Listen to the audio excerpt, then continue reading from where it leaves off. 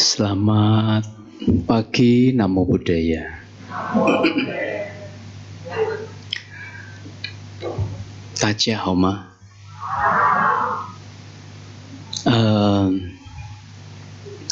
Semoga yang hadir pada pagi hari ini selalu dalam lindungan para Buddha.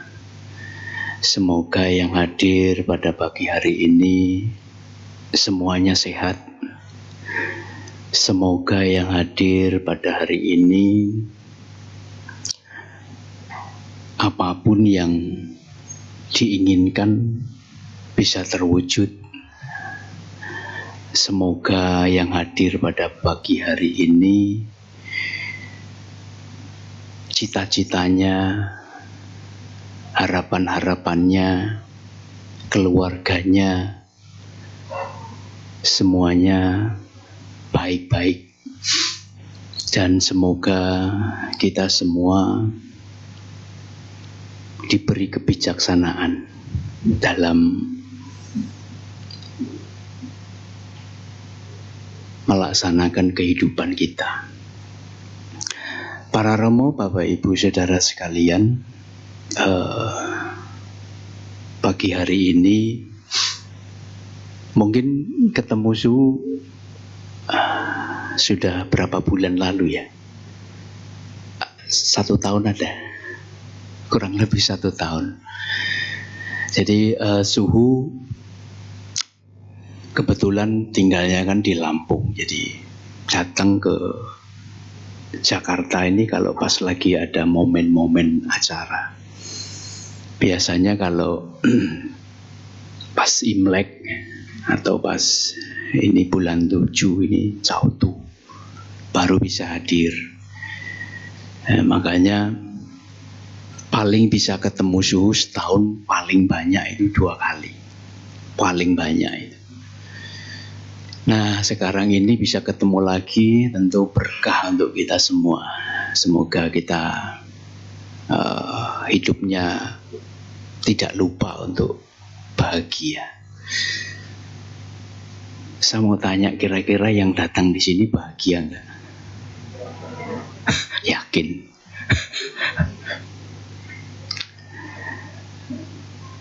Bener. Kayaknya gini, karena belakangan ini banyak orang itu yang susah untuk mencari kebahagiaan, walaupun itu untuk dirinya sendiri. Banyak orang yang mungkin karena pekerjaan, ya, karena rutinitas dia, sehingga pada tertekan, pada stres, pada banyak masalah. Sehingga kadang-kadang mau bahagia aja itu susah. Bahagia itu nunggu kalau dapat hadiah.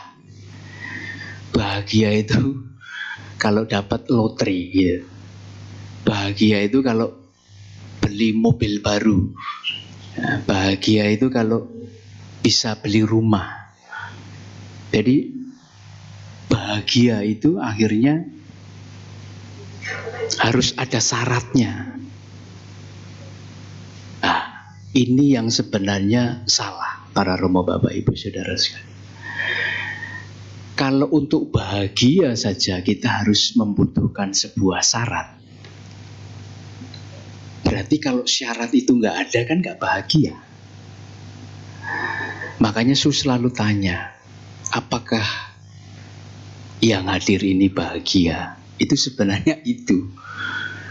Apakah memang benar-benar bahagianya itu karena mau datang ke sini atau karena apa? Nah, jadi bahagianya ada beberapa macam. Itu yang pertama. Jadi bahagia itu sebenarnya bisa kita kondisikan setiap waktu, setiap saat. Jadi setiap waktu, setiap saat kita sebenarnya bisa happy, bisa bahagia kalau dikondisikan. Ya. Jadi nggak harus nunggu kita dapat sesuatu. Caranya bagaimana? Nah, Yesus selalu bilang, di dalam diri kita yang bisa memunculkan bahagia itu di pikiran apa di hati?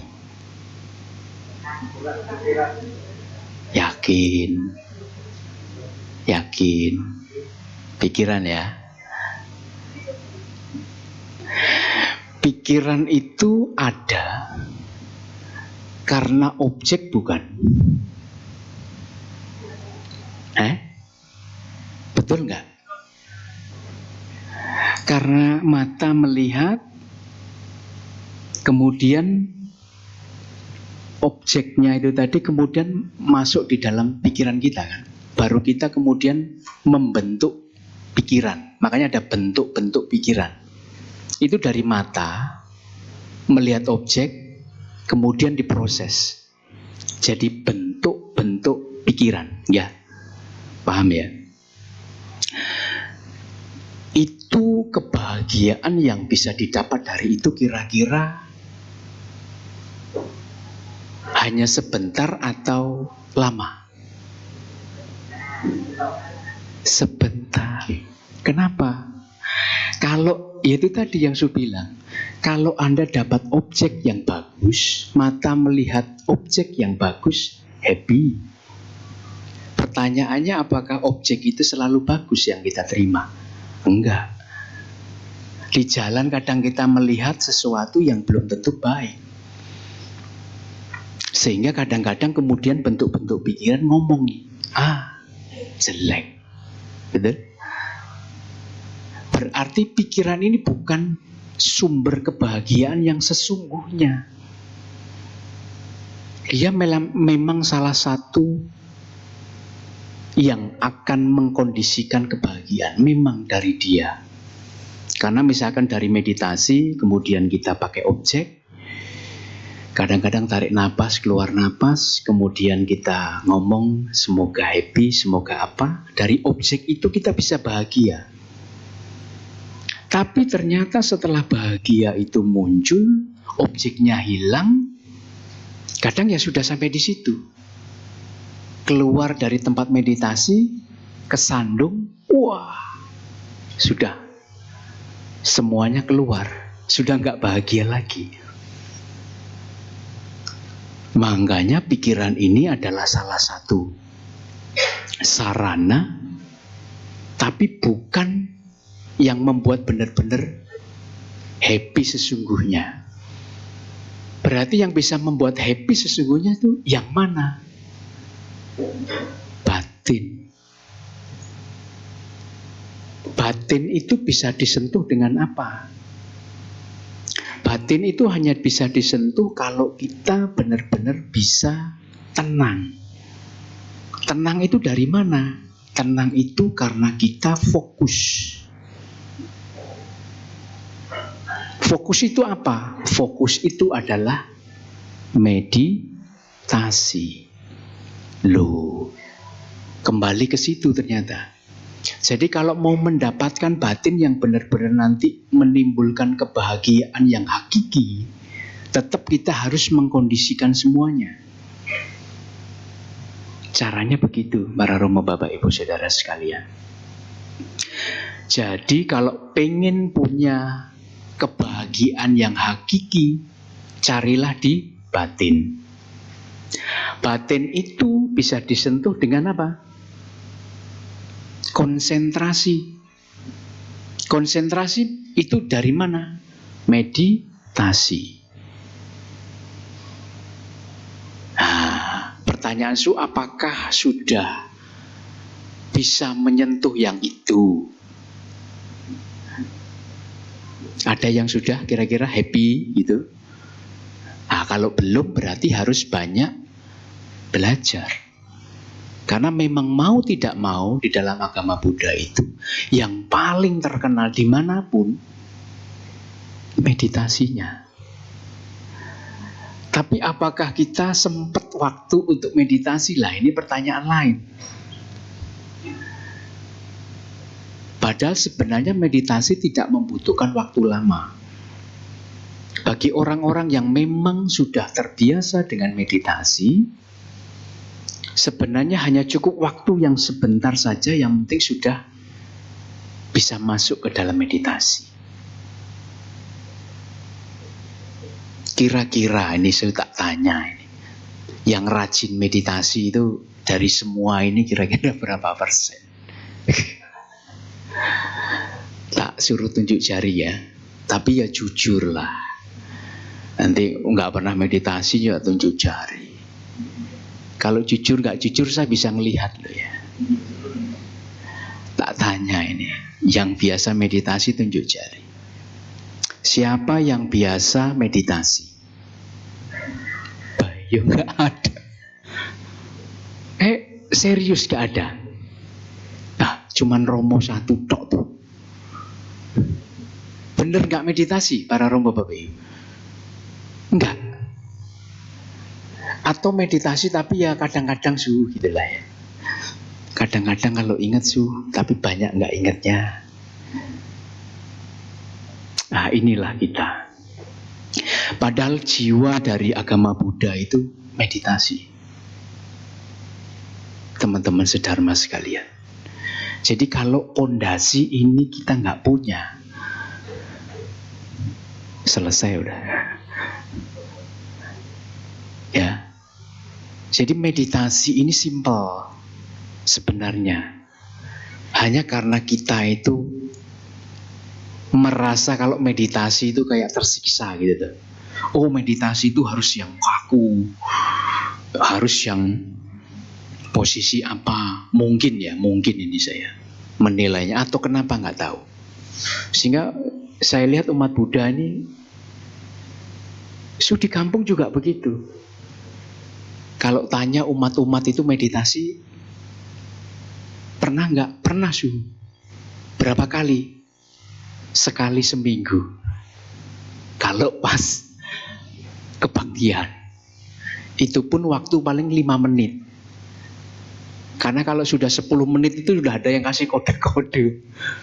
Jadi pemimpinnya itu udah gerisih gitu.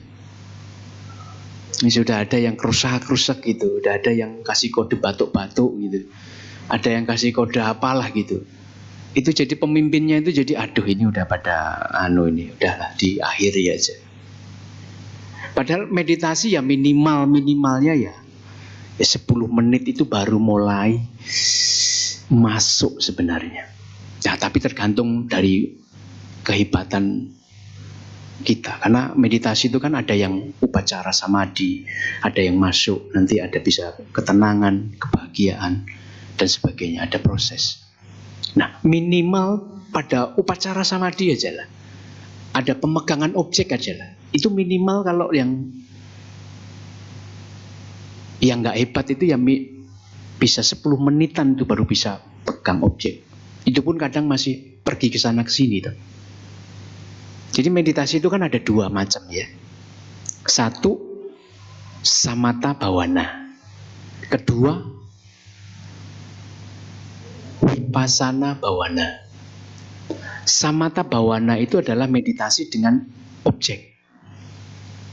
Maka ada banyak objek-objek meditasi. Salah satu yang terkenal ya Anapanasati, yang biasa kalau para Romo Bapak Ibu pakai Anapanasati berarti apa? Konsentrasi pada keluar masuknya napas. Itu Anapanasati. Ada yang kasina. Kasina itu berarti cahaya.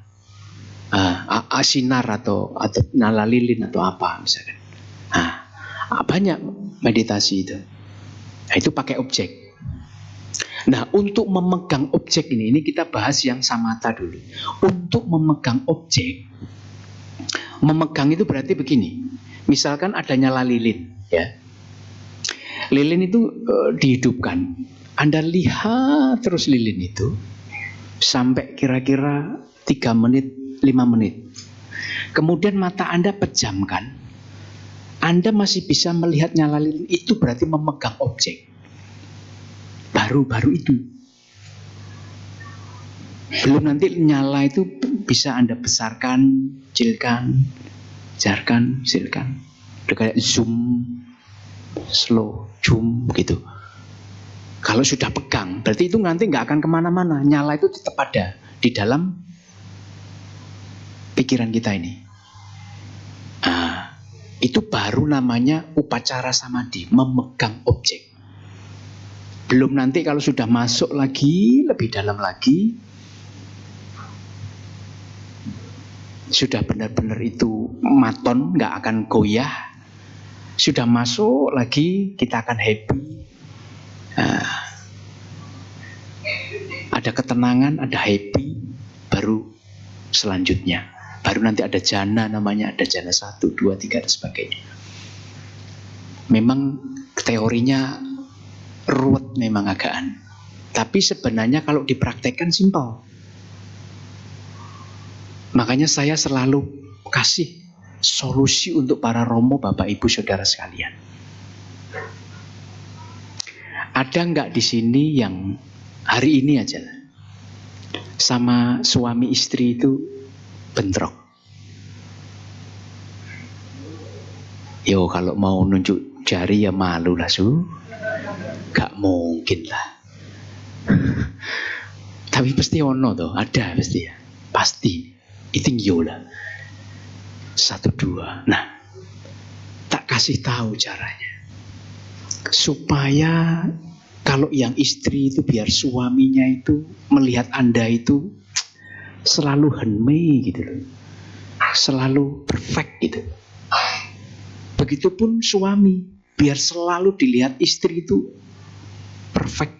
Itu ya ada caranya. Jadi meditasi ini juga sebenarnya solusi. Nah, banyak orang yang karena nggak ngerti manfaat meditasi sehingga akhirnya males lah. Padahal meditasi ini luar biasa.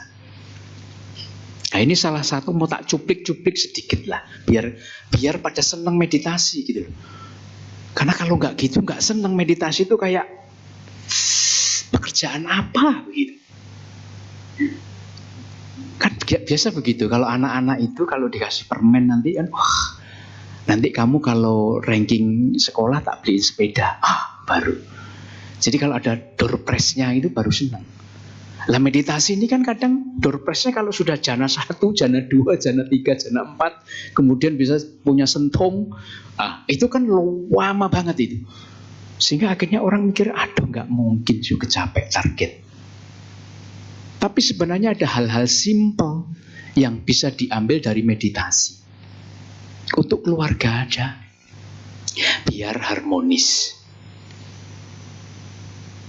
Nah, kalau nggak percaya dibuktikan, agama Buddha itu basiku. Datang, buktikan. Jadi kalau nggak benar-benar terjadi, bukan salah Anda. Berarti meditasinya itu salah masih maksudnya, belum mencapai. Jadi caranya gini, kalau pengen yang ibu-ibu itu tampak di mata suami itu perfect, maka ibunya yang harus meditasi. Cara meditasinya gimana? Pakai samatha bhavana tadi. Objeknya siapa? Suami. Pastilah Bapak Ibu kalau sama wajahnya suami itu nggak mungkin nggak ingat. Kalau nggak ingat kayaknya keterlaluan deh. Ingat toh bentuknya, wajahnya, bulatnya, lonjongnya, mancungnya, peseknya, apanya, misalkan kan jelas itu, wong suami dewi, ya kan? Nah, pas dalam meditasi,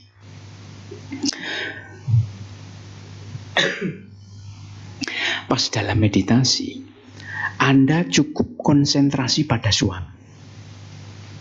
Jadi kalau nggak pengen nyolok kelihatan begitu, kan kalau Anda memandangin suami begitu kan nanti nyolok banget itu, nggak boleh itu. Suami mesti marah. Dipoto diam-diam itu cekrek. Nanti pas meditasi Anda lihat fotonya. Oke. Lihat sekitar 5 menit, 10 menit. Ingat semuanya, kupingnya, rambutnya, semuanya ingat. Pejamkan mata. Setelah mata dipejamkan, Anda harus tetap ingat itu gambaran suami. Harus ingat. Enggak boleh, enggak. Jangan nanti berubah orang lain deh.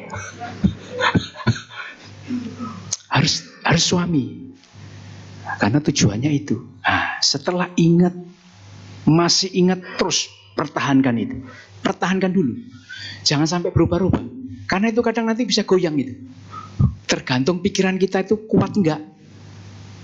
Kalau dia enggak kuat, dia goyang itu kayak apa itu? Kayak gerakan itu goyang, lama-lama hilang. Terus kemudian jadi apa? Begitu. Jadi pertahankan sampai benar-benar pure. Anda bisa melihat pasangan Anda itu, suami Anda itu, kegantengannya itu, ingat jelas. Nggak mungkin dong suami dibilang nggak ganteng. Harus ganteng. Nah, setelah sudah jelas pegang objeknya, baru Anda buka nih mulut sedikit aja. Senyum maksudnya. Harus dengan metode itu. Tanpa metode itu, nggak mungkin ada kaising, nggak mungkin ada bahagia. Jadi kalau Anda memancarkan cinta kasih tapi masih cemberut gitu, nggak mungkin keluar itu. Objek cinta kasih berarti Anda harus senyum dulu, Anda harus bahagiakan dulu, baru kemudian dikeluarkan. Sama, setelah sudah memegang objek suami itu, Anda mulai tersenyum. Nah, setelah tersenyum, masih ingat dengan wajah suami, ngomong dalam batin. Semoga suami saya selalu bahagia. Semoga suami saya selalu sehat. Pokoknya yang baik-baik keluarkan semua. Besok Anda minta kalung dikasih. Percaya saya. Loh, pasiku loh. Suhu ini nggak cuman ngomong ini prakteknya itu sudah banyak. Jadi ampuh tidaknya tergantung ibu-ibu. Kalau senyumannya benar-benar tulus, bukan karena hanya kalung loh ya. Jadi kalungnya nanti itu. Pokoknya itu senyumnya itu tulus dulu, karena memang Anda mencintai suami, bukan karena apa-apa. Tulus dulu.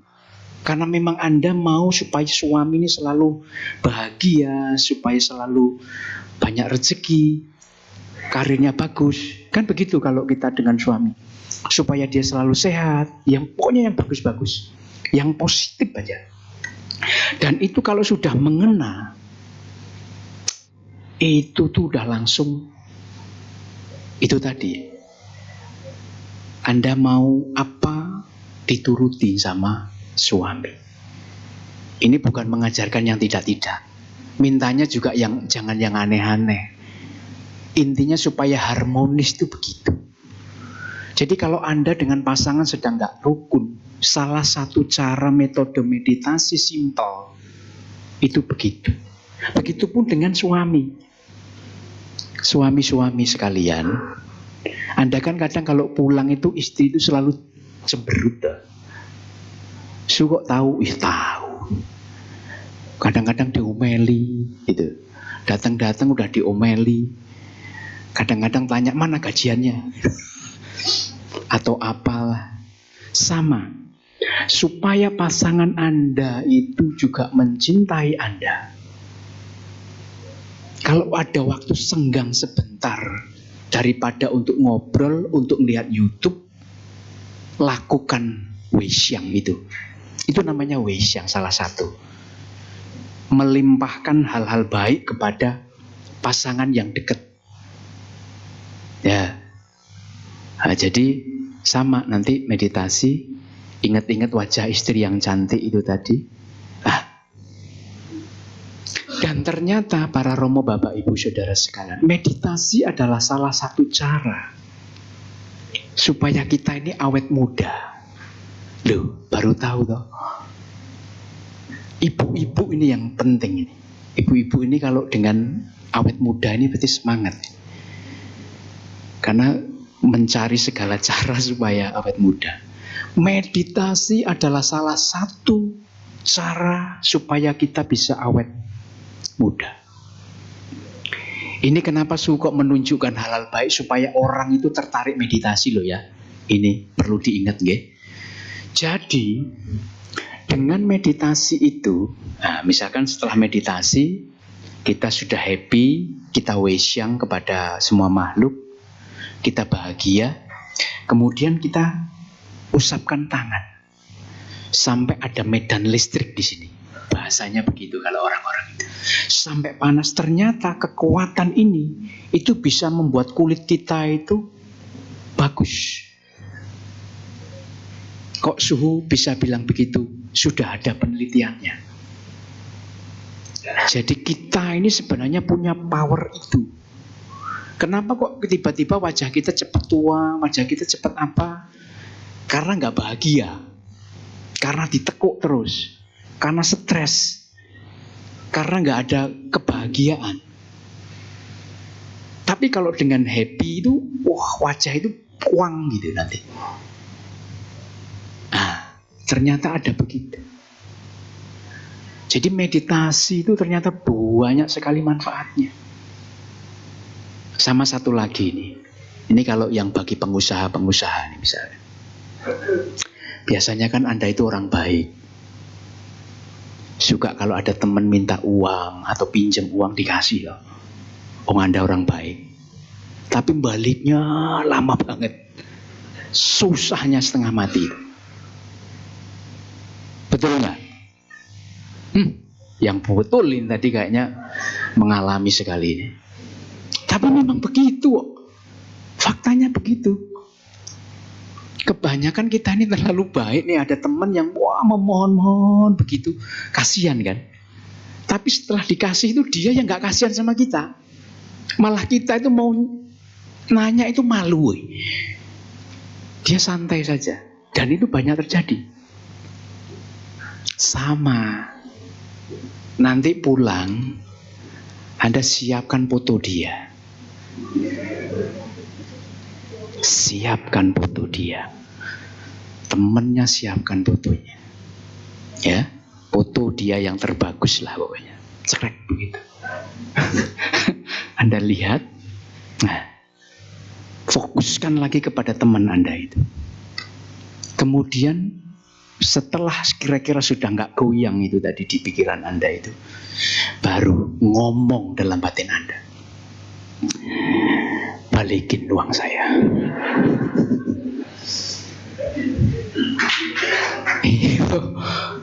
Ya itu tuh manjur itu. Balikin uang saya, please. Tapi ada please-nya ya. Tolong gitu. Balikin, ayo balikin. Namanya sebut. Balikin siapa misalkan. Saya nggak mau nyebut nama, nanti takutnya ada orang yang namanya itu nanti. Balikin nama uang saya, Pak siapa, balikin. Kalau Anda hebat, nggak sampai 1 minggu, itu teman Anda itu nanti ngetok pintu, tok. Sorry ya saya, coba saja, coba. Agama Buddha itu sesimpel itu. Banyak yang bisa dipraktekkan dari meditasi. Jadi meditasi ini hal yang the best.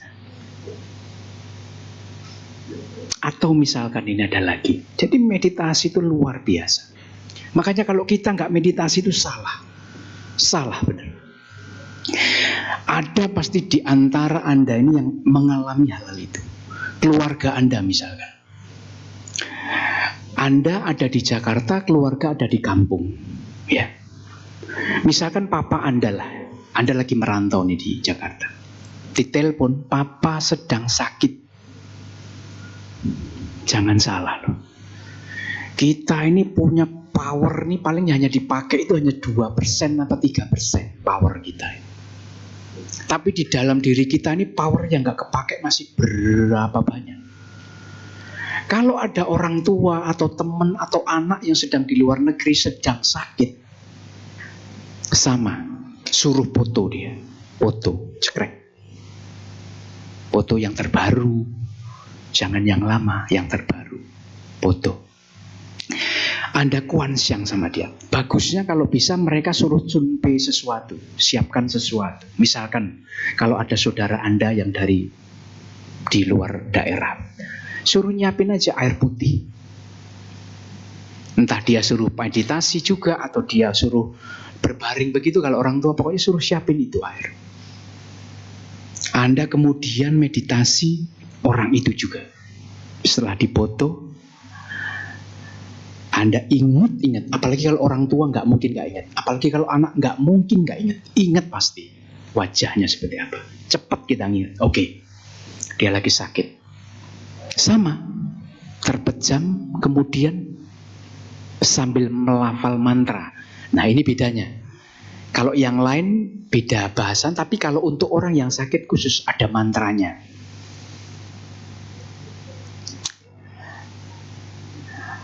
Mau dikasih tahu nggak mantranya? Ya, kalau di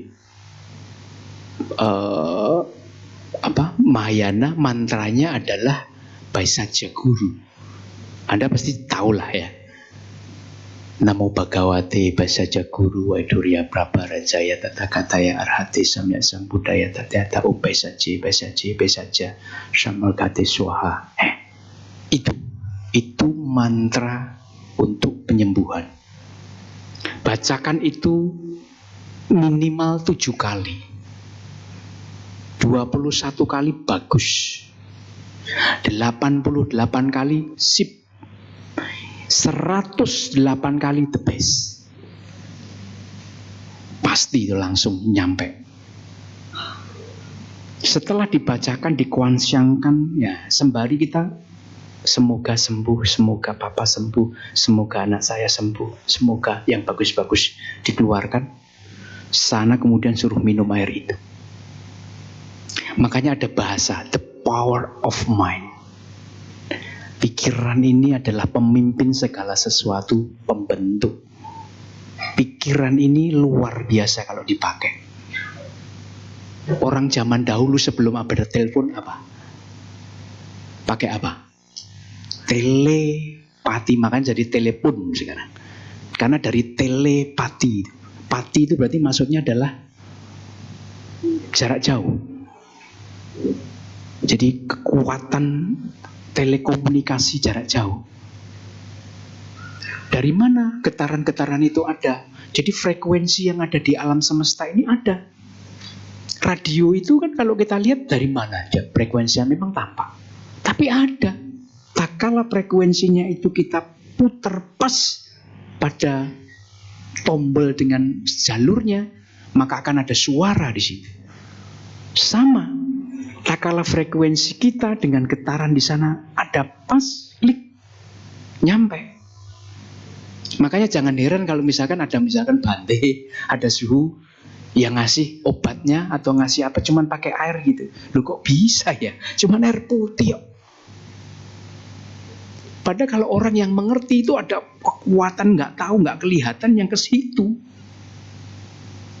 Yang itu kalau orangnya benar-benar yakin, nah ini. Orang yakin sama tidak itu beda. Misal Anda datang ke suhu, misal suhu mau minta air, oke? Tapi kalau Anda nggak yakin, moyong, nggak guna. Tapi tak kalau Anda yakin dulu pertama, wis 50% itu Anda sudah dapat itu. Misal Anda sakit begitu loh, minta air sama Bante, Bante tolong Bante sembuhkan saya. Tapi Anda lihat nih Bantenya kok kayaknya nggak meyakinkan ya. Ya percuma. Tapi kalau Anda lihat Bantenya suhunya itu yakin saya ini pasti sembuh.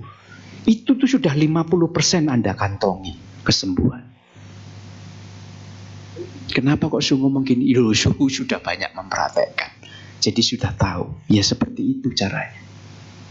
So meditasi ini penting sekali para Romo Bapak Ibu. Bisa digunakan untuk apapun. Ada lagi. Ibu-ibu, bapak-bapak ini kan kadang punya anak-anak ini. Anak-anak ini kan ada yang bandel. Ada yang nakal sekali. Ada yang mualesnya setengah mati. Ya seiang. Coba cara itu. Foto anak Anda, cekrek. Ya, kuansyang sama dia itu. Si anak kecil yang lucu ini ya. Kemudian ada kuansyang begitu, semoga dia pinter. Yang tadinya nggak pinter diomongin semoga dia pinter. Yang nakal semoga dia baik. Jangan nggak nakal. Jadi kata nakalnya dihilangkan. Kalau semoga dia nggak nakal, enek nakalnya, masih ada nakalnya itu di situ. Jadi nanti gampang balik lagi. Jadi diganti kata-katanya. Kalau dia bandel, semoga anak ini baik, pinter. Nah, jadi kata itu kayak mantra. Makanya kalau bapak, ibu, romo sekalian ngasih tahu anak salah, jadi masalah. Contoh nih, lagi mereka mau jalan-jalan keluar kota, pasti ada yang ngomong gini, hati-hati di jalan nanti celaka. Celakanya yang masih diinget-inget, yang masuk. Maka kalau ngomong, hati-hati di jalan biar selamat. Yang buruknya jangan dikatutkan, jangan dikasih di situ. Ya, kamu rajin belajar biar pinter, oke, biar pinter. Ya, ada endingnya bagus. Jadi ending-ending yang tidak bagus jangan dimasukkan. Begitu caranya. Nah, jadi kalau ada anak yang susah untuk dibilangi, gampang. Anda pun bisa, maksudnya nggak perlu harus misalkan minta bantuan Bante, suhu atau siapa, terapis atau apa. Jadi meditasi ini bisa Anda praktekkan dan manfaatnya untuk kita. Sehingga kalau kita nggak meditasi, apalagi ini adalah yang paling the best bagi umat Buddha adalah meditasi. Semua orang di dunia ini tahu meditasi itu bukan milik lah. Maksudnya agama Buddha ini adalah meditasi yang diunggulkan. Ya. Jadi jangan disia-siakan para romo. Sayang sekali. Nah, itu mengenai meditasi Subhas pagi ini. Kemudian ada yang kedua. Kita itu para romo, bapak, ibu, saudara sekalian, kalau mau berbuat sesuatu ini kadang kan mikir-mikir dulu. Contohnya tuh gini. Ada umat nih yang datang nih kadang sama Suhu. Dia itu curhat masalah anaknya. Suhu, anak-anak zaman sekarang kok beda ya sama anak-anak zaman dulu. Kalau anak-anak zaman sekarang tuh dibilangin kamu nanti harus bisa ingat leluhur, balas budi leluhur. Nanti kalau sudah saya tua, kamu yang harus ngerawat saya orang tua. Tapi malah dia jawabannya apa? Saya datang ke dunia ini kan karena panggilan bapak ibu. Memang saya bisa menentukan orang tua. Loh, ada loh anak yang pinternya kayak gitu. Karena belajar hukum karma sedikit aja gitu. Terus kemudian sampai begitu. Kan kalau secara hukum karma, dia wujud gandaba itu, kalau memang gak cocok frekuensi sama papa mama, gak nyambung ke situ, gak bisa. Jadi saya itu kan tidak minta dilahirkan sama papa mama. Kok papa mama minta hak saya untuk nanti tua ngerawat saya? Ada loh anak yang sepinter itu. Nah, makanya orang itu juga shock, bingung. Waduh, gimana nih Su? Punya anak sepinter itu. Nah, saya kasih tahu begini. Setiap anak, setiap apapun yang muncul, datang, bertemu dengan kita itu adalah Yenfen. Bisa dia itu muncul sebagai anak yang baik, sahabat kita, yang nantinya bisa membanggakan kita. Tapi ada juga itu tuh adalah yang lalu utang kita, musuh kita yang lahir saat ini. Makanya hati-hati nih, musuh ini kalau Anda itu masih tetap megang musuh itu masih akan tetap terus nih. Kelahiran selanjutnya ketemu terus. Kalau cuma jadi tetangga nggak apa-apa, paling-paling kan cuman gontok-gontokan sama tetangga. Lah kalau dia itu kemudian nyungsep jadi anak kita, Masuk jadi keluarga kita, musuh itu tadi yang dulu. Itulah jadi anak yang kemudian nggak berterima kasih sama orang tua, susah dikasih tahu. Itu adalah karma kita yang lalu sebenarnya. Tapi apakah kita mau menolak? Kan tidak. Karena bagaimanapun yuanfen itu nggak gampang. Yuan itu pujentan. Kita bisa jodoh itu nggak gampang. Mungkin para romo bapak ibu sekarang ini yang ketemu sama suhu ini ada yang sudah berkali-kali ketemu. Tapi mungkin ada yang baru pertama kali ketemu. Bagi yang sudah berkali-kali ketemu, ini adalah jodoh dari dulu, sudah biasa. Tapi bagi yang baru ketemu, ini adalah jodoh baru. Kok bisa jodoh? Kok ampuh itu jodoh? Kenapa? Coba bayangkan. Kalau kita memang gak jodoh, kita mungkin bisa setiap hari ngelihat Pak Jokowi di TV. Tapi kalau gak jodoh, sampai kita meninggal pun, kita gak akan mungkin pernah ketemu sama beliau. Ada yang belum pernah melihat wajahnya beliau langsung begini? Oh, sudah lihat semua? Pasti banyak kan yang belum lihat? Bahkan sampai nanti kita nggak ada pun ada loh yang nanti bisa belum ketemu sama beliau. Itu menandakan tidak jodoh namanya. Tapi kalau jodoh, ketemu. Walaupun mungkin seliringan. Walaupun mungkin apa. Makanya sebenarnya para romo bapak ibu saudara sekalian, makhluk yang kita temui di dunia ini paling berapa sih? Paling banyak berapa miliar? 1 miliar sampai 10 miliar lah ya. Termasuk itu sudah semut, tikus, gajah, kupu, kuman, virus kalau yang tampak. Anggap aja 10 miliar lah. Pertanyaan suhu. Berapa kalpa kita terlahir ini? Sudah berkalpa-kalpa. Kalau dihitung sudah bertriliun-triliun kali. Sehingga kadang-kadang kita harus berpikir nih. Kalau kita nggak seneng sama orang yang kita jumpai, ketemu sama orang di kantor nggak kita senengi, kita harus berpikir loh ya, hati-hati loh. Kalau kebencian itu masih kita pupuk. Ada nggak kemungkinan mereka itu pernah menjadi ibu bapak kita? Pasti ada. Karena kita itu terlahir sudah berkalpa-kalpa, sudah bertriliun-triliun kali. Sedangkan makhluk yang kita temui ini paling hanya baru 10 miliar, 20 miliar. Bahkan semut yang kita jumpa itu kan karena jodoh tadi. Berarti yang lalu ada kuansi dong. Yang lalu ada urusan. Ada hubungan. So ada kemungkinan, walaupun mungkin semut yang kemarin baru Anda semprot di kebun itu, atau ada kecoa yang baru Anda cites itu kemarin pagi, atau ada tetangga yang baru Anda marahin barusan tadi lewat, ya, atau ada musuh Anda, itu ternyata mereka tuh bisa saja kemungkinan pernah menjadi ayah ibu kita. Kalau ada kemungkinan mereka menjadi ayah ibu kita, dulu kita pernah dirawat, dulu kita pernah diberi kasih sayang. Kok iyo kita tega? Ini makanya kalau di dalam tantra ini adalah salah satu cara untuk mengembangkan bodhicitta. Caranya dengan selalu berpikir begitu. Ini dikembangkan terus.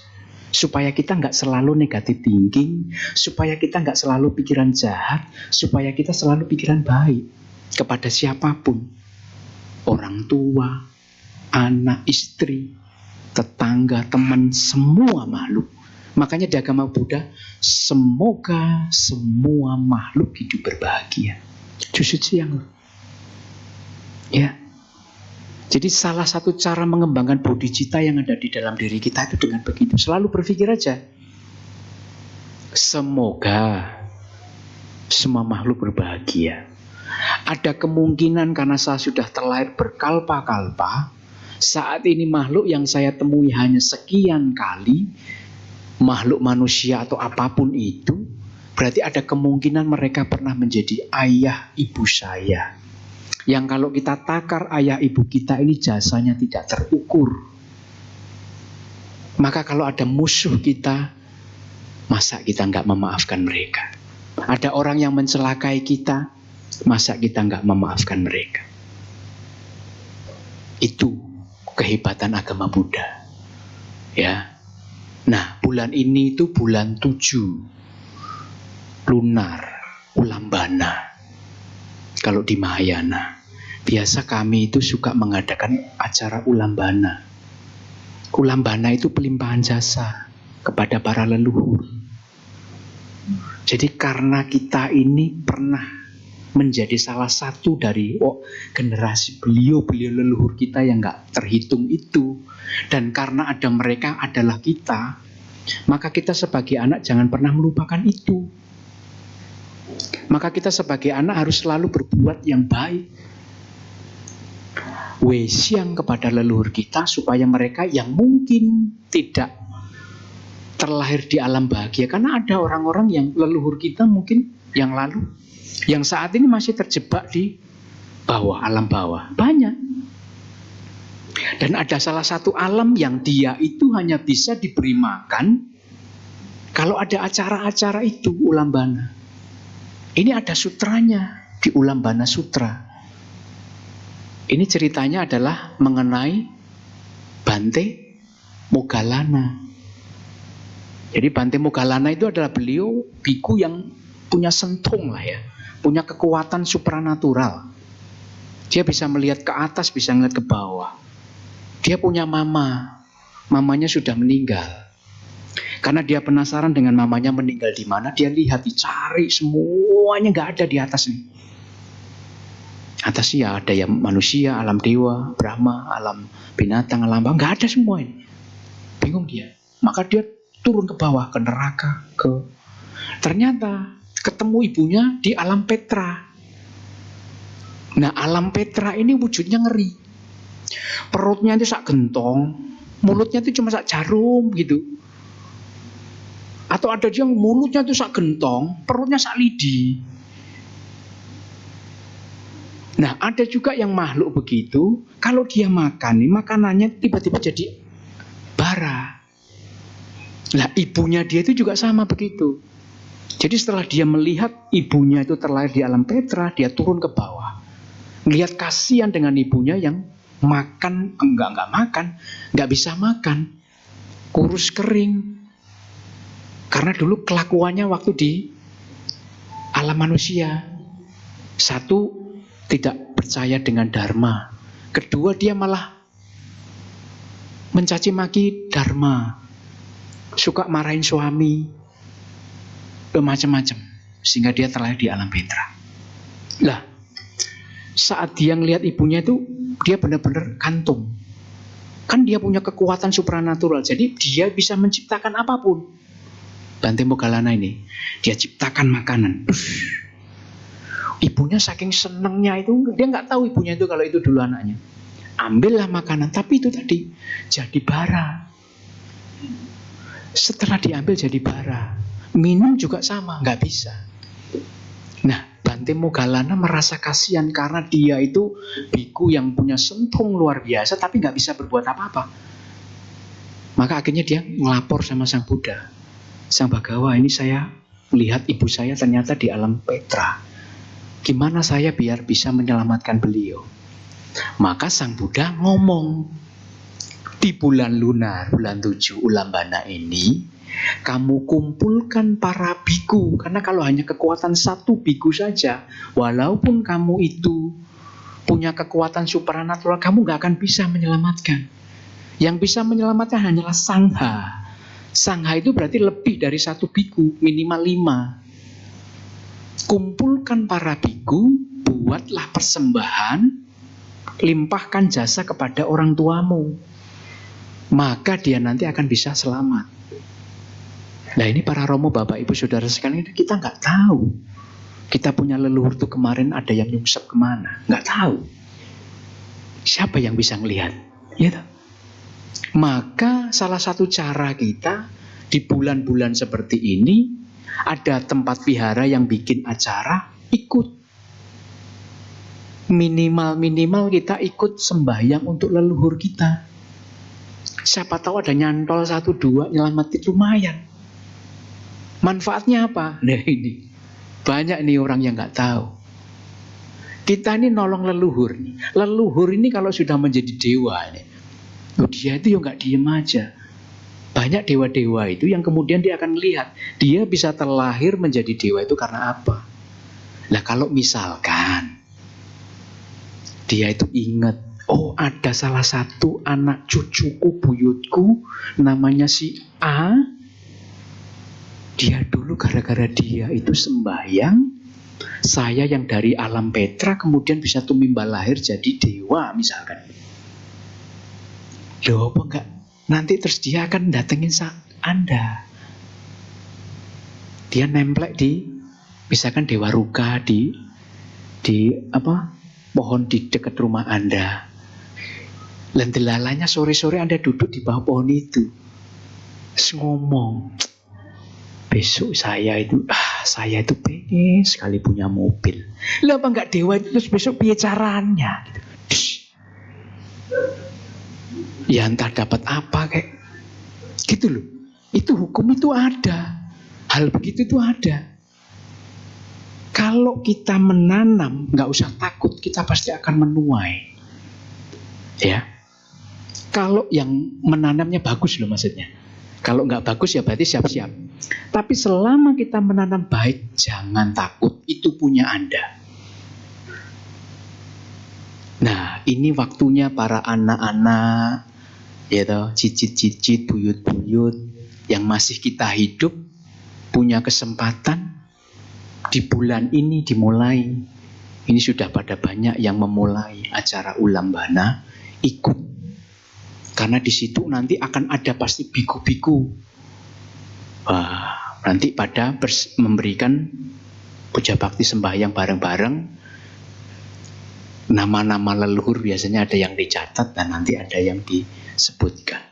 Tapi kalau namanya yang dicatat itu, misalkan ada yang ngomong, tanya ke cucu, saya ini punya leluhur, saya udah ikut Ulambana itu 150 kali kayaknya.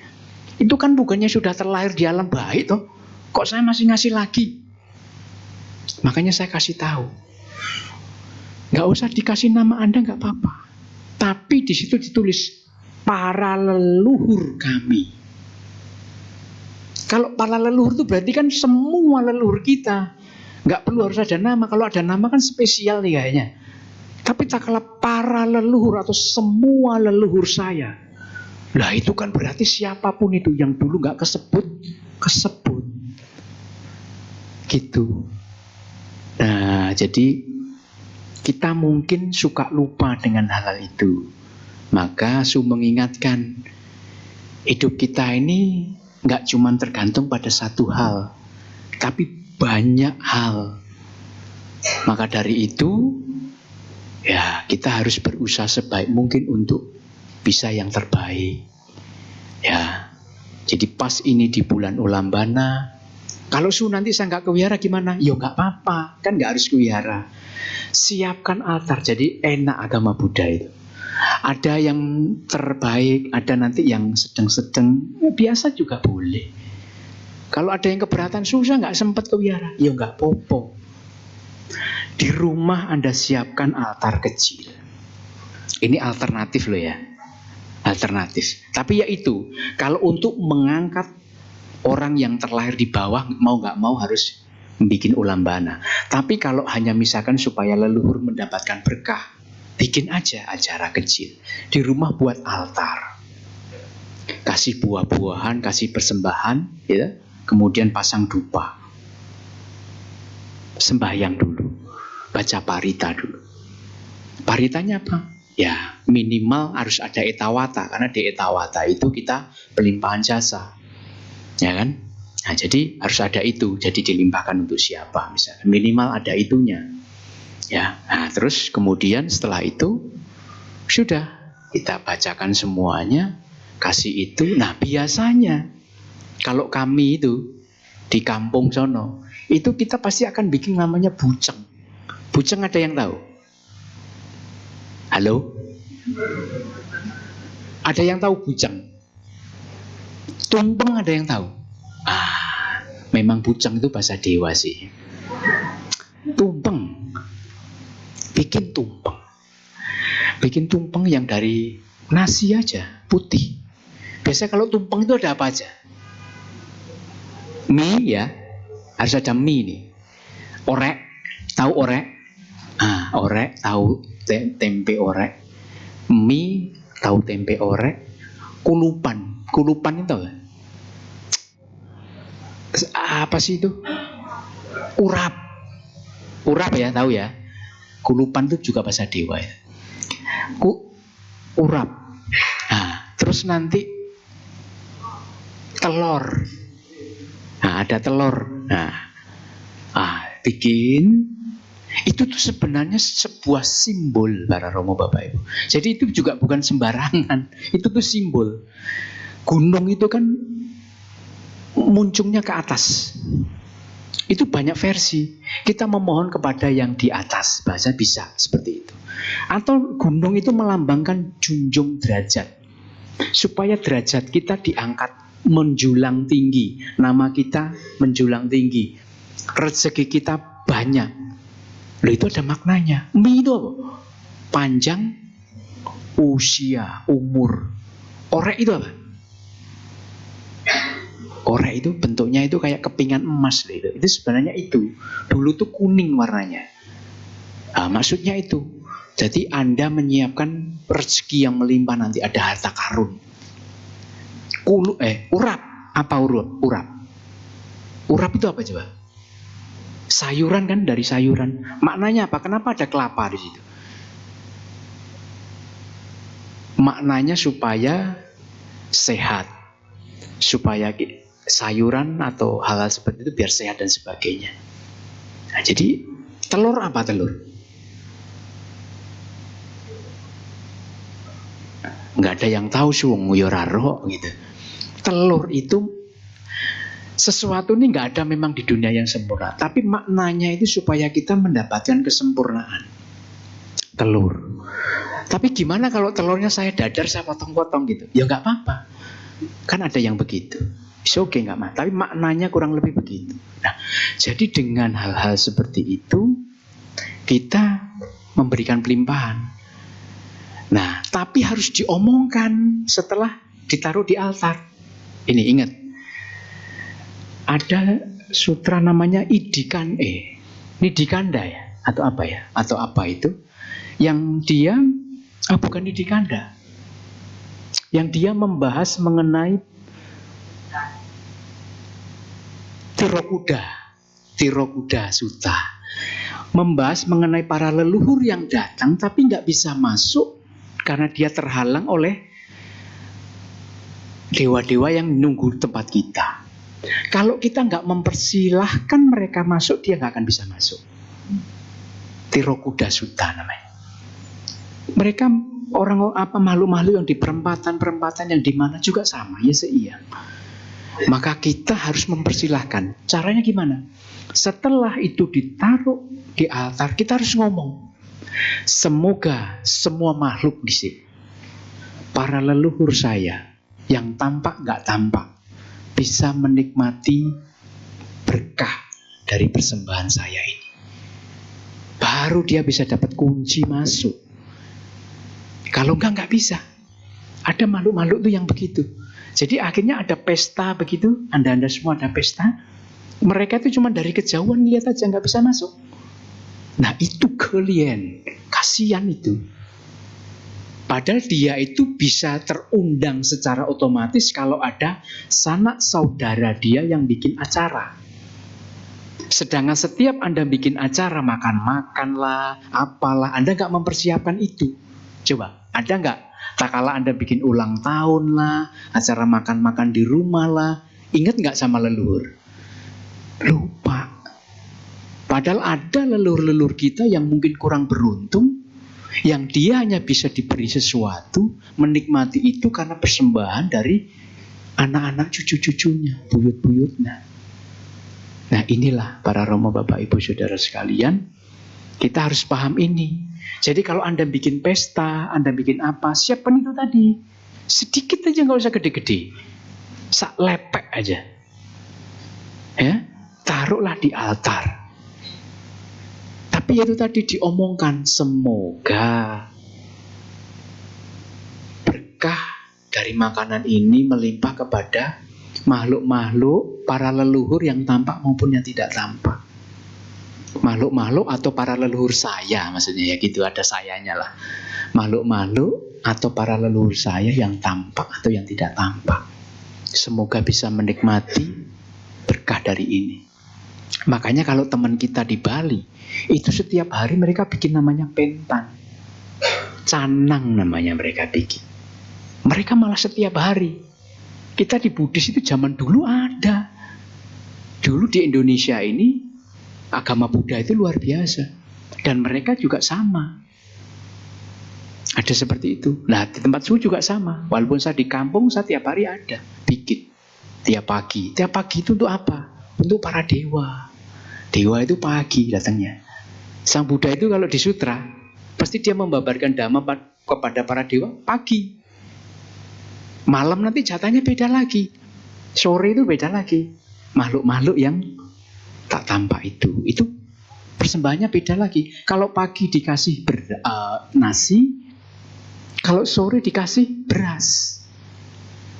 Nah, biasa 7. Nah, ada seperti itu. Jadi rumah Anda pun kalau supaya ada perlindungan, rumah Anda supaya selalu happy, selalu bahagia, ada perlindungan para dewa, juga yang berikan itu. Pagi-pagi daripada tidur, lihat tontonan sampai pagi, nah, dibiasakan jam 5 pagi minimal, bagusnya jam 4. Tapi kalau nggak bisa jam 5, ntar dewanya ya sudah hampir pada pergi sih. Tapi nggak apa-apa. Jam 5 kasih persembahan itu. Sembahyang. Nah, kalau pengen bagus diundang dulu kan ada. Biasa kalau mau puja bakti ngundang dewa, ada kan? Undang dulu. Nah, taruh itu. Wah, berkah rumah Anda kan luar biasa. Jadi keberkahan itu bisa muncul dari manapun. Tapi dari semuanya ini para Romo, Bapak Ibu Saudara sekalian, berkah itu muncul daripada orang-orang yang punya pikiran baik, hati baik, perbuatan baik, ucapan baik. Tak kala keluarga itu sudah melaksanakan sila itu dengan baik, maka happy. Dan senanto terlahir menjadi manusia itu susah. Ya. Jadi kita bisa terlahir menjadi manusia ini berkah untuk kita. Maka jangan sia-siakan kelahiran kita. Kehidupan ini hantuan, cepat sekali. Dulu yang mungkin Anda baru SD masih main-main, hari ini sudah ngacah loh. Kok rambut sudah putih semua. Cepat sekali itu. Tiba-tiba sudah nggak ada nanti. Kalau orang bilang mampir minum, hidup itu berhenti sebentar untuk minum, setelah itu sudah. Pertanyaannya hanya satu. Saat kita nanti sudah melewati kehidupan ini, apa yang akan kita bawa? Mobil?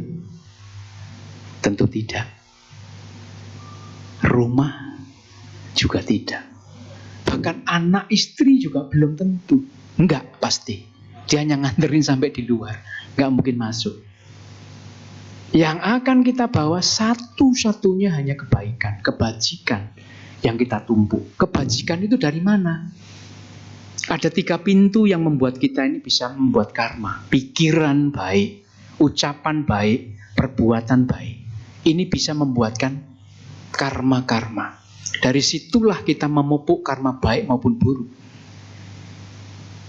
Jadi ingat-ingat bahwa usia kita nggak lama, kita harus cun pehau. Nggak tahu loh, besok pagi gitu tidur lupa narik napas. Loh ya cuma segitu itu. Orang meninggal itu kan lupa narik napas saja. Ya, jadi hati-hati dengan kehidupan kita. Karena memang hidup ini hantuan, cepat sekali. Jadi mempersiapkan diri kita untuk selalu berbuat baik, sehingga nanti tak kala ada Dewa Yama. Dewa Yama itu dewa pencabut nyawa, ketok pintu, tok tok tok tok. Pak, ini udah waktunya ini gitu. Coba bayangkan tuh, misalkan nanti malam tuh ada yang diketok pintunya gitu. Wah, ini kalau kebetulan ada yang diketok ini bahaya nih, suruh ngomong begini. Tiba-tiba nanti malam ada yang ngetok Dewa Yama, tok tok tok gitu. Pak, sudah waktunya, ayo. Atau Mas ya, kan nggak harus orang tua. Siap apa kita? Nah, ini harus kita perhatikan. Maka banyak-banyak memupuk karma baik. Oke lah, mungkin itu yang bisa saya sampaikan. Semoga hal yang sedikit ini bisa ada berkah untuk semua. Minimal ingat selalu, kita punya leluhur, kita punya orang tua. Anak yang berbakti itu akan menjadi orang sukses. Jadi kita harus selalu berbakti kepada leluhur orang tua kita. Terima kasih. Selamat siang. Namo Buddhaya.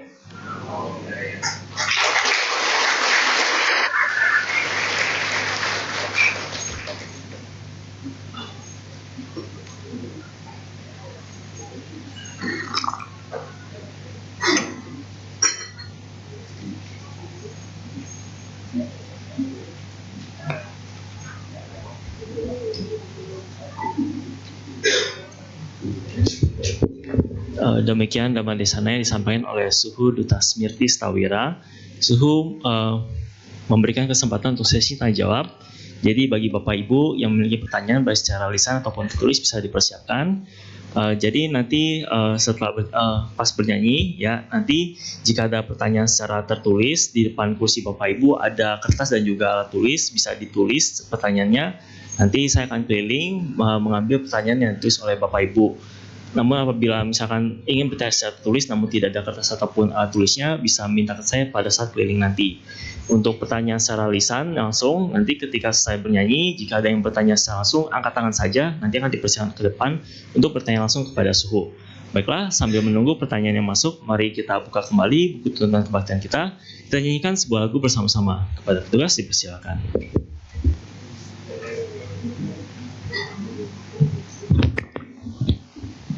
Bapak Ibu, saudara-saudari dalam sedama sekalian, untuk lagu kedua, marilah kita buka kembali buku tuntunan puja bakti kita, halaman 117.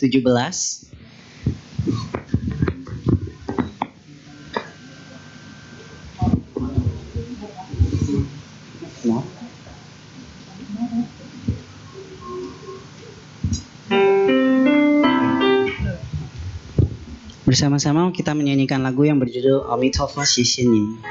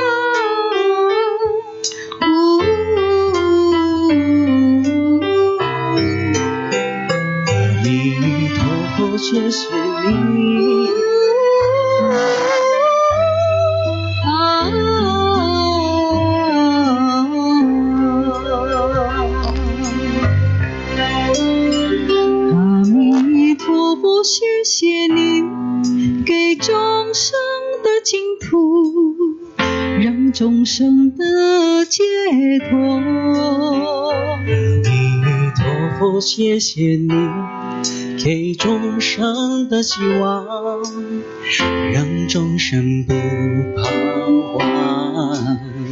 感恩您，我愿意献出一生弘扬佛法，这条路一直往前去。感恩您，我愿意献出一生普度众生，生生世世走下去。阿弥陀佛，阿弥陀佛，我会生生世世追随你。阿弥陀佛，阿弥陀佛，我会不断念下去。阿弥陀佛，谢谢您给众生的净土，让众生的解脱。阿弥陀佛，谢谢您给众生的希望，让众生不彷徨。感恩您，我愿意献出一生弘扬佛法，这条路一直往前去。感恩您，我愿意献出一生普度众生，生生世世走下去。阿弥陀佛，阿弥陀佛，我会生生世世追随你。阿弥陀佛，阿弥陀佛，我会不断念下去。阿弥陀佛，阿弥陀佛，阿弥陀佛，我会生生世世追随你。阿弥陀佛，阿弥陀佛，我会不断念下去。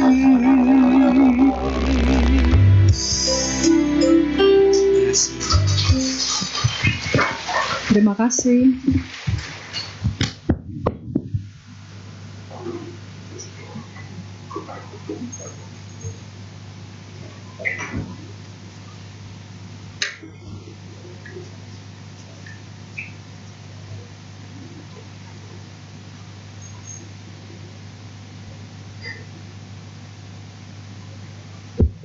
Baiklah, kita kini masuki sesi tanya jawab.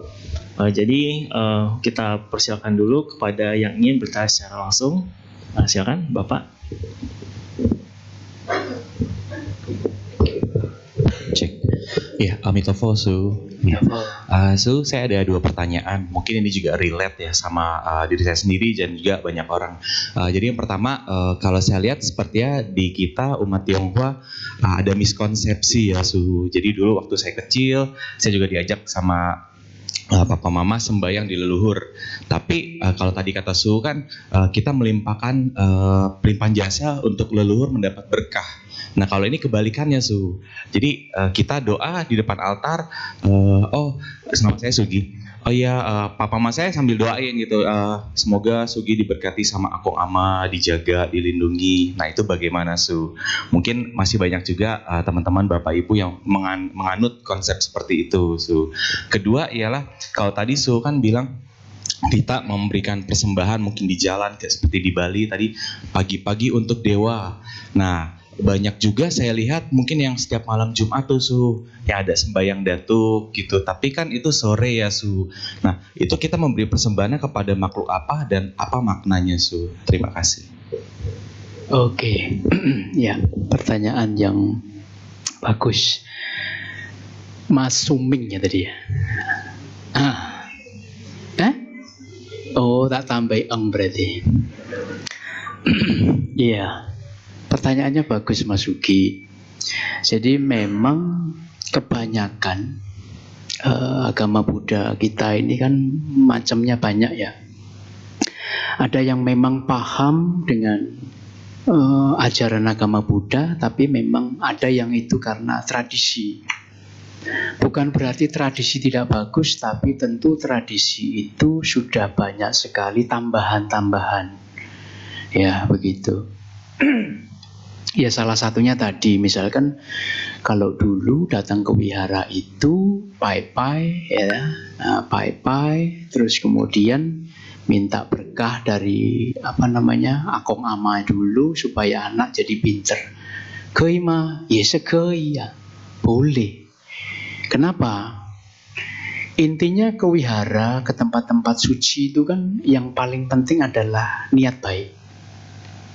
Makanya jangan salah, orang yang datang ke wihara dia nggak ngerti agama, tapi karena dia banyak nyumbang, dia juga jadi orang kaya. Dia nggak ngerti agama, tapi dia pokoknya taunya berbuat baik. Nggak salah itu. Cuman alangkah tepatnya baiknya tak kala dia menyumbang tapi ngerti maknanya, tahu caranya, kan begitu. Itu lebih sempurna.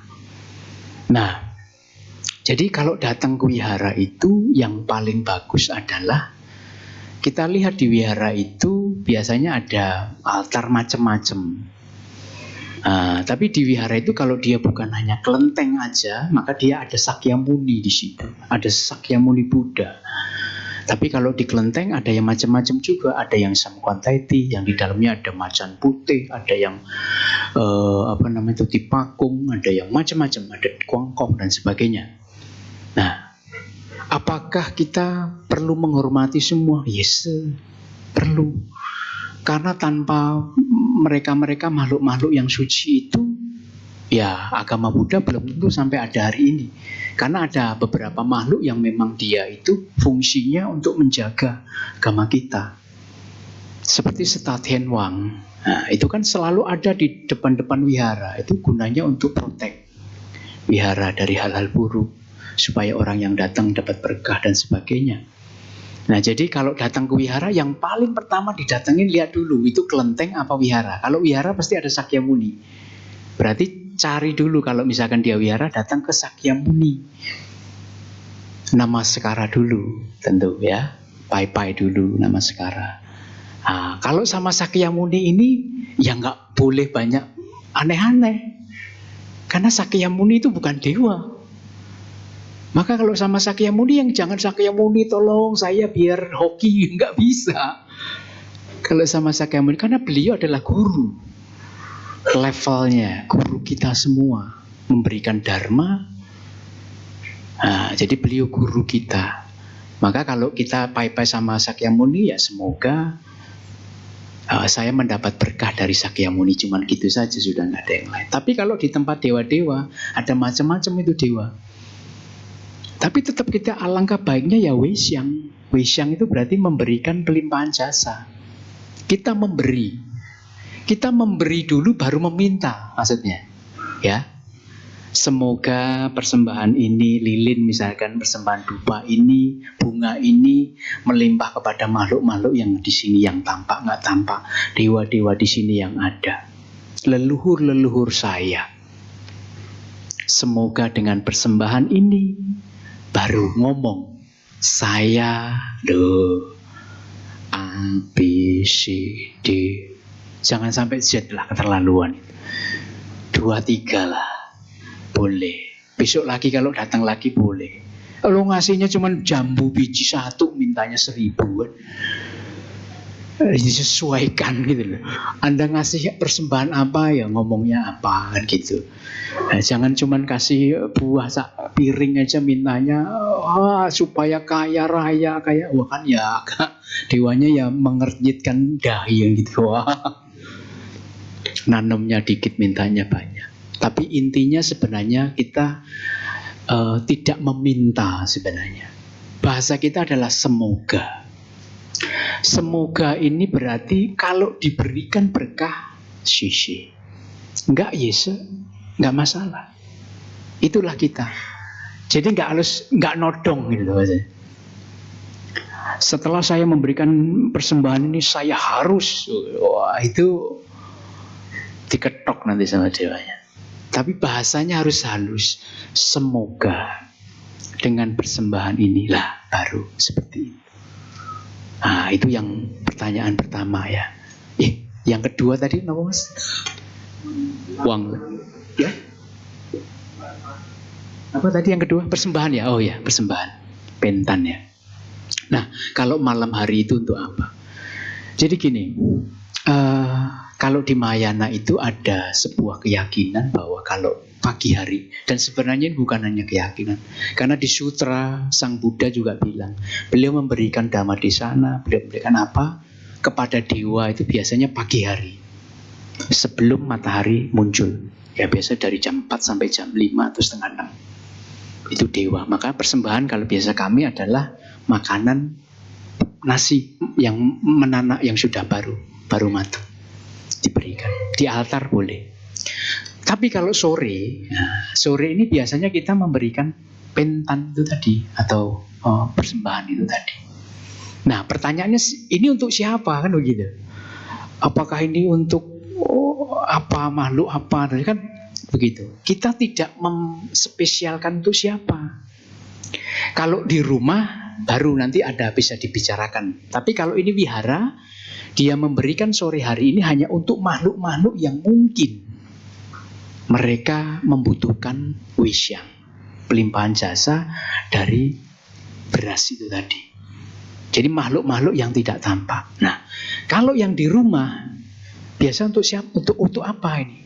Ingat, makhluk-makhluk begitu walaupun dia itu wujudnya kadang ada yang tidak elok, tapi kadang dia adalah makhluk yang baik. Asura itu makhluk raksasa. Kalau orang Jawa bilangnya genderuwo lah gitu. Bentuknya ngeri kalau sampai lihat. Tapi dia itu yang punya kunci harta karun. Kaya dia itu. Jadi kalau dulu di dunia persilatan yang sebelum Sujadi begini, kalau lagi ke gua atau apa, orang yang narik-narik begitu ya ada. Dia yang kemudian transaksi itu ya ada. Makanya kalau orang-orang pengusaha nggak mungkin nggak kenal dengan Gunung Kawi. Pasti kenal. Tapi Anda datang ke sana, Anda transaksi apa? Ini yang harus hati-hati. Halo, jangan cuma manut sama juru kunci. Juru kunci ya dia itu hanya masrahkan supaya cun. Dengan cun apa ya? Dia ngomongnya sesuai dengan biar cun. Ini orang ini datang. Dia mau nukerin anaknya buat kamu. Kasih dia. Loh, kalau misal begitu terus piye? Anda nggak ngerti karena dia ngomong apa. Maka di sana itu jangan seperti itu. Andai kan ada yang ke sana. Kalau mau ke sana bahasa kita adalah ngalap berkah aja. Datang itu cuma untuk pai-pai, pelimpahan jasa kalau perlu. Us percaya saya kalau kita berbuat baik itu pasti membuahkan hasil mau dimanapun. Tapi jangan bernegosiasi dengan hal-hal yang begitu. Nanti ribet di belakang. Giliran ribet suhu yang suruh beresin kan gak enak. Begitu kebanyakan. Nah makanya kalau yang di rumah itu biasanya ya makhluk-makhluk yang ada menjaga di rumah kita. Ya, atau mungkin leluhur-leluhur kita yang berbentuk apa. Dewa Ruka itu kan dewa pohon. Itu masih dewa tingkat rendah. Nah, bisa seperti itu. Nah, jadi intinya tak kala kita memberikan, apakah itu, yang penting jangan punya niat aneh-aneh loh ya. Ini wisyang, memberikan itu semoga ini bisa membuat makhluk-makhluk yang tampak gak tampak yang ada di sekitar rumah ini mendapatkan kebahagiaan. Semoga dengan persembahan ini semuanya bahagia loh. Jadi semuanya ini dari ucapan. Makanya saya bilang ucapan ini penting. Bom atom di Nagasaki, Hiroshima itu kan dari ucapan itu. Coba kalau nggak ada yang bilang bom, nggak bakal. Jadi ucapan ini bisa membuat dunia ini happy, tapi bisa menghancurkan dunia. Ucapan kita, sumpah kita ini bisa kita terlahir di nantinya jadi apa, tapi bisa kita jadi berkah. Begitu kurang lebihnya ya Mas. Oke. Ada lagi? Ya, terima kasih atas jawabannya Suhu. Ada satu pertanyaan tertulis lagi, Suhu, saya bacakan ya. Suhu, saya mau tanya, bukankah para dewa sudah tidak bisa makan? Apakah persembahan yang tadi Suhu utarakan bisa disalurkan? Ya, memang Anda pernah ketemu dewa. banyak. Jadi kalau kita sudah ketemu dewa, kemudian kita tanya, dewa kamu nggak makan? Enggak, oke lah. Ada bukti saya percaya. Tapi pertanyaannya kan, dewa itu banyak macamnya. Dewa ada yang tingkatan tinggi, tingkatan sedang, dewa tingkatan rendah. Ya, nah makhluk-makhluk yang masih dalam tingkatan rendah itu kadang-kadang dia menerima, tapi nggak terus kemudian dia itu makan barang itu, enggak. Tapi kalau dewa itu namanya gondo. Gondo itu berarti aroma. Jadi kalau memberikan persembahan dupa, aroma dupanya. Makanan ya aroma makanan. Tapi tidak terus kemudian dimakan, begitu tidak. Nah, jadi persepsi kita harus beda. Dia tidak makan, tetapi menghirup itu. Nah, dan dewa itu berbagai macam. Nah, makanya yang penting niat kita baik, memberikan sesuatu, dan saya yakinlah kalau itu sudah turun-temurun diberlakukan, di wihara-wihara besar, kayaknya nggak mungkin kalau itu cuman sembarangan. Wihara-wihara dari zaman dulu begitu, wihara-wihara dari zaman dahulu begitu. Makanya pasti ada orang yang lebih linui, yang pasti tahu bahwa itu akan memberikan dampak. Ya, nah, jadi tetap kalau memang mau melakukan, lakukan. Tapi kalau ragu-ragu, jangan. Karena kalau ragu-ragu berarti sama aja Anda itu, misalkan ada dokter itu. Dokter itu bisa nyembuhin nggak ya? Kayaknya nggak meyakinkan. Percuma mau berobat. Tapi kalau Anda yakin, memang di dalam agama Buddha ehipasiko, maka meditasi yang benar, punya sentong, bisa tanya sama dewa. Begitu. Tapi kalau menurut suhu, itu tetap ada gunanya. Jadi kalau memang ada yang mau, pasti akan ada manfaatnya. Sama-sama kita ehipasiko aja. Kalau dengan memberikan persembahan itu, keluarga Anda jadi bagus, jadi harmonis, teruskan. Kalau tidak, jangan. Agama Buddha kan begitu. Datang buktikan. Kalau agama ini membawa manfaat, lanjutkan, tingkatkan kalau perlu. Kalau tidak, monggo. Loh, agama kita itu paling enak. Kita tuh tidak membutuhkan kuantitas. Nggak perlu banyak. Tapi dikit pun kalau kualitas itu penting. Itu tempat kita. Maka kita nggak ada narik-narik, nggak ada. Kita malah kadang kalau ada yang datang itu tempat suhu, tak tanya. Yakin? Mau masuk di Buddhis yakin? Di Wihara Suhu di Lampung ini sudah ada beberapa orang. Dia orang Hindu. Dia datang. Suhu juga nggak boleh nolak. Kita nggak boleh nolak. Walaupun dia nggak pindah nggak apa-apa. Tapi andaikan nanti dia itu ngomong sama saya, Susu mau pindah, tak tanya dulu nanti 10 kali minimal. Yakin? Karena begitu. Nah, jadi agama Buddha itu menarik bagi mereka. Nah, di tempat suhu di Lampung sudah ada 2 orang yang datang. Nah, nanti lama-lama bisa banyak itu. Oke? Nah, terima kasih. Selamat siang. Namo Buddhaya. Namo Buddhaya.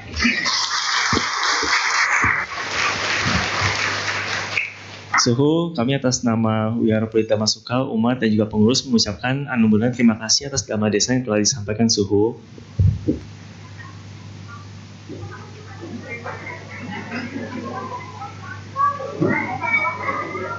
Berdiri dalam sikap Anjali.